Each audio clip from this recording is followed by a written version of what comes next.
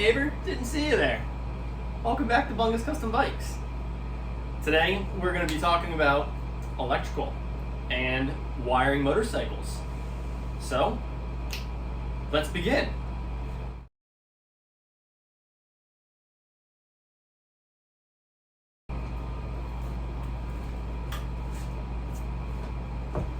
So, as I mentioned, today we are going to be talking about wiring motorcycles. We've done a little bit about this in the past when I did the video on the X21 from NWT Cycletronic, which, by the way, check out the hat, fresh from NWT themselves. And that'll kind of lead me into my disclaimer as always. So NWT is not paying me, I'm not on their salary. However, they did, if you remember in the X3 video, they did send me some product for free. They asked me to use it and review it. So while I received free merchandise from them, you're still going to get my honest, unbiased opinion. Anyways, now that's out of the way. We're going to talk a little bit today about electrical theory and how that works into wiring motorcycles. And then we're going to get into how to actually wire a motorcycle, just the basics today. I'm going to make this a little bit of a series, so I'm thinking 4 parts. So today will kind of be electrical theory and then how to wire with a microprocessor unit like the NWT X3, or the Moto Gadget M unit is kind of the same thing, or the NWT X21. And then I've been seeing some knockoffs off the NWT product line, which is cool for them. That means that they say, something is the sincerest form of flattery. I don't remember. But let's get into it. First, we're going to talk about electrical theory.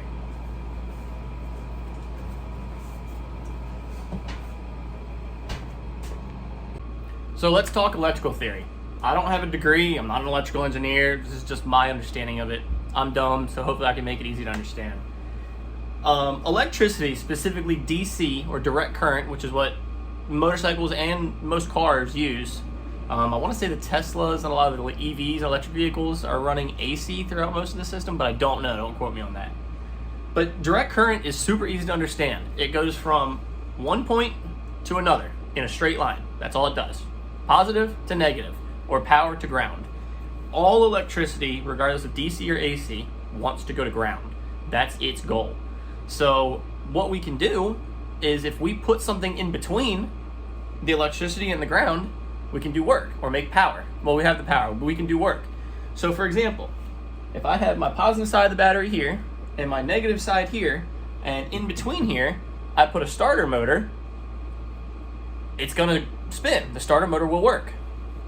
And that's because the electricity is going through that to get to ground and making that item work. Simple thing was the light also. I put one leg of my light on my positive, the other leg of my light on my negative. The electricity will flow through that to go to ground. The light lights. So wiring a motorcycle is really just doing exactly that. It's taking the power from the battery, making it go through something else to do work. So for example, if we want to use blinkers, we're going to take battery or power from the battery, go through a flasher relay, which through how the relay works will turn that power on and off and open and close the circuit. The power then goes to the blinker light and then back to ground, and your blinker blinks. And then there's just all kinds of different things you can do with electricity. And as long as you have that basic fundamental understanding of that electricity will always want to go to ground, and whatever you put in between it will do work. It's just a matter of making connections. So speaking of making connections, let's get back to wiring motorcycles. So when leaving off talking about making connections, that's really all that wiring a motorcycle is. Every motor on most older motorcycles, classic motorcycles, that's really all we're going to get into. I'm not going to talk about modern motorcycles with EFI and all that, because that's a whole different beast as far as wiring goes. But most of your custom builds are going to be a nice, easy, carbureted motorcycle where all the electrical is in the timing, the ignition circuit, which we're going to do a whole video on the ignition and charging circuit, and then the starter motor. And that's pretty much the only electrical that the engine itself needs. Everything else you add is just functionality. So horn, lights, blinkers, headlight, taillight, all that, gauges if you want to run gauges, All that is what I call accessory circuits. So you don't need them. If you want to make it road legal, you need them, but you don't need them to run the bike. But they're important. So in making connections, specifically on this KZ400, we have 3 wires coming off of here. This one here with the 3 yellow wires, I don't know if you can see, is the stator, or the, I believe this one is a stator, or we'll call it the generator. This is what actually makes the electricity on the motorcycle. It starts as AC, alternating current, and then it goes to your regulator rectifier, which I will show, which then turns it into DC and also regulates it so that it doesn't exceed 13 volts. And then on this motorcycle, we also have this wire coming out of it. This is going to be our timing. So it has 4 wires that come off of the contact points, or the points breakers, and this is what's going to go to our coil and tell the spark plug when to fire. When the cylinder's at top dead center, it tells that spark plug to fire, boom, ignition, and the motorcycle runs. And the last one is our starter motor itself. It's just this 1 wire, and really that's all it needs, is just 1 wire. You get AC power, DC power to that, 12 volts. The motor itself is grounded to the engine, and as soon as you press that button and it closes the starter solenoid, it starts. So this is very basic, but this is just about every classic motorcycle, all they need. Different brands and different models have different configurations of how this works, but they're all relatively the same. Okay, so now that we know a little bit about how wiring works, look at these out of the way. Shot the picture for the thumbnail. Now that we know a little bit about how wiring works on a motorcycle, let's talk about how we're going to make it do what we want it to do. Because that's all about what we're doing, right? We don't want the robots to take over. So, we have a couple basic components that we're going to need. First is a battery. This is NWT's Life PO4. I think it's a lithium iron, I don't know what the PO4 stands for, but it's a small battery. But it is still actually rated for a motorcycle this size. So you always need a battery. It doesn't matter what kit you use, you need a battery that has enough power to turn your engine over. So that's measured in cold cranking amps. No matter what kind of updates you do on a motorcycle, it needs enough power for your motorcycle. So you always need to look back at the service manual or the owner's manual and see what size battery it needs. The next step is a starter solenoid. So this is really important. I'll get close there. This is NWT's starter solenoid. Very simple part. It's just an electromagnetic coil in there that when it gets signal through these prongs up here, it closes that coil and connects these 2 legs and allows high current voltage to flow to your starter motor. Now, when you're doing wiring, this is also kind of your hub for power. So you're going to get a lead that's going to come from the battery to this side here, and then it also goes up, if you see the little piece of copper or brass here, that connects up here to these prongs. So you're going to put a fuse in there. That's your main fuse. It'll be a 30 amp fuse. And that fuse connects to this prong up here. And that allows you to run power to the rest of the bike from the battery. It cuts down on your wiring. It cuts down on how much space you need to take up. And then from there, that will bring us to our next part, which I left out.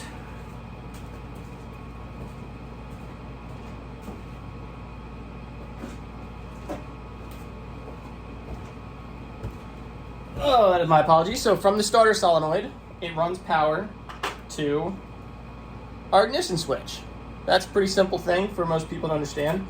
You put a key in it, you turn it, and it allows power to run from your starter solenoid to the rest of the bike. Now, obviously, you want it to be keyed, because if you can't get power to the bike, you can't start the bike, nobody can steal it. So that's why we have the ignition switch. So when the ignition switch is switched on, the power will then come to whatever you're using to divvy out the power. So in this case, we're going to be talking about the NWT X3. This is their tradecraft model. Not quite released, but I have one because I'm fancy. No, they wanted me to test it out. So in this case, we're going to be using the NWT X3. So what this is it is a microprocessor. So what that means is it takes power in through all these little holes here, and it divvies it out based on commands that it gets from are handlebar switches, which I'll show you those in a second, and from the command of the bike. So it also runs into the ignition circuit, which is part of the points breakers, is part of the regulator rectifier, and all that, and it powers that. So it will power that when you turn it on. It has your built-in flasher, blinker relays, and it also has built-in headlight controls. Everything you need is just right here. It's very cool. So because it's all right here, that makes it plug and play. So those wires I just had, let's see, they're coded. So this one says S. So we need to look for the S.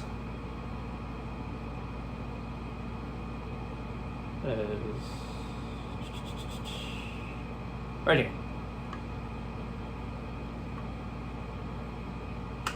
So, see, that just plugs in. And it's plug and play.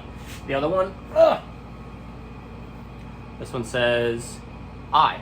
And we can also say there's only 4 prongs here, and we'll put it on the 4 prong. So that one will go there. And I have 2 more wiring harnesses over there, but basically you plug all these in, you mount it where you want it in here, and then you just make the connections. NWT has the wiring diagrams on their website to show you exactly where everything goes. It's very, very user-friendly, very easy to do. And it's just really simple. That's why I like these. They're very simple to do. However, not every application is great for this. For the XS1100 here, we're going to be doing kind of a standard old school, using a fuse panel and all that to dig up our power. But that's what the X21 or the X3 or the N unit by MotoGadget does. Speaking a little bit about the N unit, it does the same thing, but it's like double the price. So that's kind of, why a lot of people have been going with NWT. They're cheaper, but the value is there. I mean, the N unit, I've used them.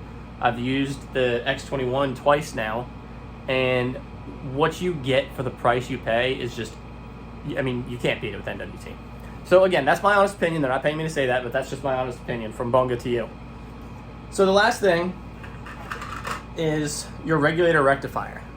So this is kind of important to talk about. So what this does, it is a very important piece of equipment. They'll always have these little fins on them that in most cases need to be mounted facing up. You cannot mount these face down. These fins dissipate heat, and that's very important. Electronics do not like heat. So in mounting this, what this does is it takes power from our 3 yellow leads that I mentioned before, these, and it takes them in and it turns them into direct current. So AC current is a wave. AC. Oh. Direct current is a straight line. Motorcycles use direct current. It's much easier to work with. However, in a generator, which is what's on this motorcycle, because it's pulsing as it spins, it makes those pulses of alternating current. So that goes into this rectifies it, or makes it a straight line, turns it into direct current, and it also regulates your voltage. So obviously, as your motorcycle speeds up and you go faster, that generator spins faster because it's just attached to the crankshaft. And because that's spinning faster, your voltage will go up. So what this does is it sees an increase in voltage and it says, ooh, 16 volts, that's too much. And it sends it to ground. So basically it just says, we're going to toss that out. And it dumps it. We'll just say it's throwing it in the trash. And it only sends 13 tops volts to the motorcycle. So it'll keep the motorcycle between 12 and 13 volts. If for whatever reason you're going really slow, it'll allow that power from the battery to power the motorcycle. But of course that's going to kill your battery. In doing so, this takes power from the bike and adds it back to the circuit. So it recharges your battery, and 2, powers the motorcycle. And that's all part of that ignition and charging circuit, which again, I'm going to make a whole video about that. So very important part. Every motorcycle and car and everything has one of these. In cars, it's typically built into your alternator. In motorcycles, it's separate. Like for example, here's the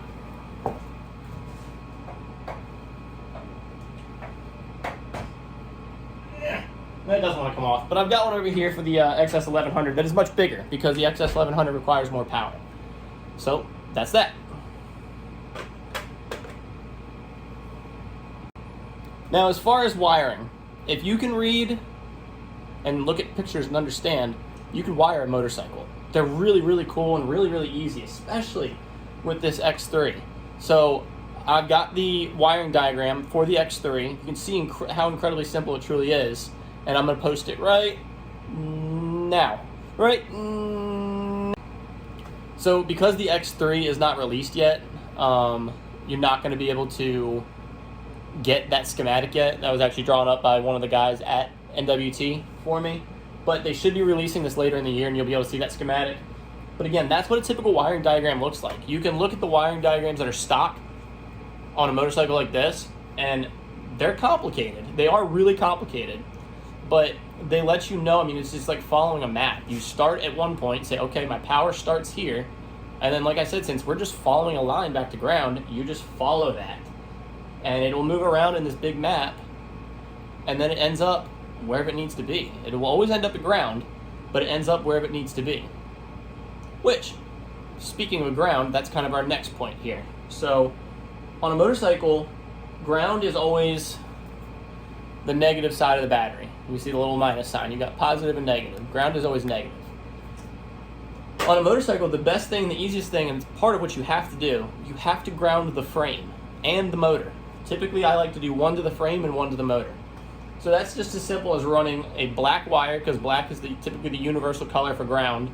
On some motorcycles, they use black for power, but when I wire bikes, I do like to use black for ground, because it's always going to be ground. But we'll take basically a cable, and we'll run it to the frame. We'll clean off some metal, clean off the paint, because you want bare metal, and we'll run a cable to that. Boom, the entire frame is part of the ground circuit. And then we're also going to run one to the motor.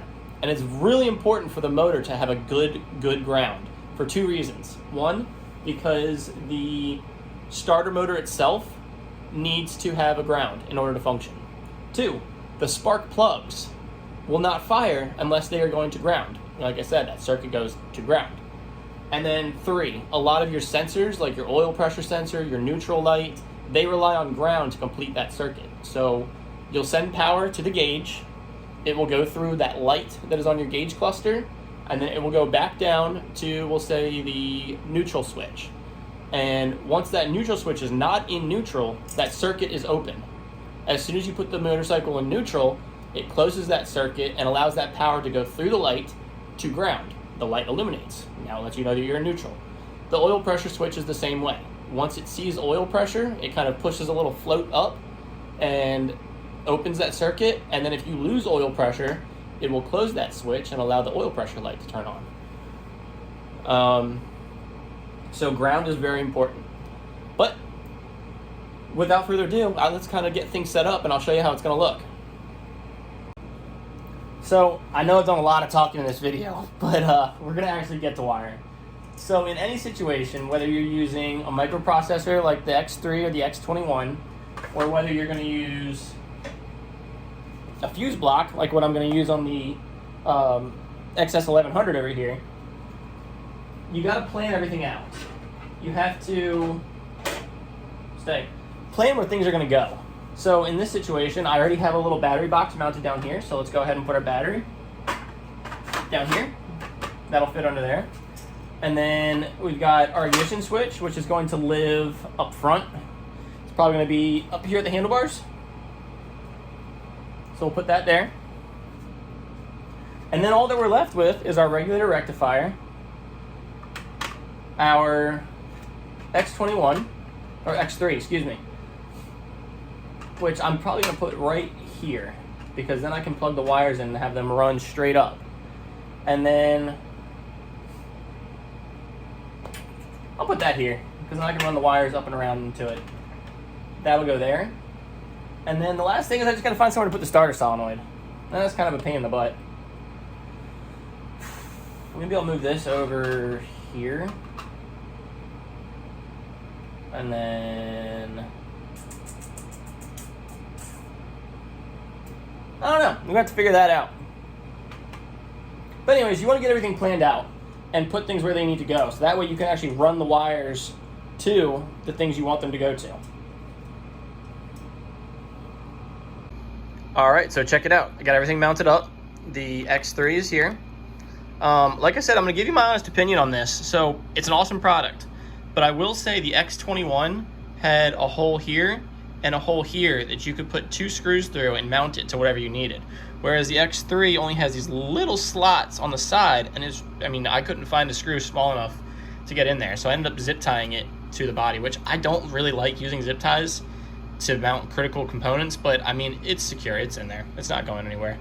I got the regulator rectifier bolted down here, and then its corresponding wiring harness coming off. And then the starter solenoid is here, and it's good to go. It's mounted down. So let's talk about this harness right here, coming off of the regulator rectifier. So you got 3 wires, they're all orange, and those are gonna match up with our 3, a better view for y'all, our 3 yellow wires coming off of the generator on the bike. So that leaves us the 2 wires left, and this is the simplest, way to do it. You've got a red and a black, and it can't be any easier than red goes to the battery, black goes to ground, and that's it. It's a very simple wiring. Now mind you, the ignition circuit is a little bit more complicated than that, but that's the main charging circuit. So for ground, it's pretty cool. This KZ400 has a nice little mount already right here, so I'll clean the paint off that and we'll run this ground right to that. But there's going to be a lot of grounds, so people will say what they will. I really like these Wago connectors. I can run all my grounds into this and then run one leg out of it to right here, and it grounds the whole thing. So I really like them a lot. I know they're big in Europe, but as far as wiring motorcycles, I love them. But let's move forward. I've got all the harnesses coming off of the X3. This is literally the brain of the motorcycle. So I can't remember exactly what they are, but you've got an input, an output, switches, and then dash is each, little harness. One's switches, one's input, one's output, and one's dash. I believe the smaller one, this one here, is your dash, switches, and then output and input. I might be wrong, but refer back to the wiring diagram I showed you. And then coming down, we have all the wires coming out of the bike. So like I said, this is the timing, power, and then starter motor. This will go pretty much right up to that starter solenoid. And then moving forward, like I said, you want to have all your electronics planned out. So we have our ignition here. It's not mounted yet. I'm going to get a mount that's going to go to the headlights. We have our headlights here. I'm kind of doing a dual LED bar since it's going to be a tracker style. And then we have these real sleek handlebar buttons from NWT right here. So you've got your left turn signal, you've got your high beam or horn depending on how quick you click it, you've got your right turn signal, and then you've got the start button for the bike or kill. And then I haven't put blinkers on it yet, but I'm going to do blinkers on the handlebars and then taillights and blinkers on the end here. So that's really it as far as setting up the wiring. We'll get into actually doing the wiring in another video, but that's where we're going to go for today. So I hope you guys liked the video.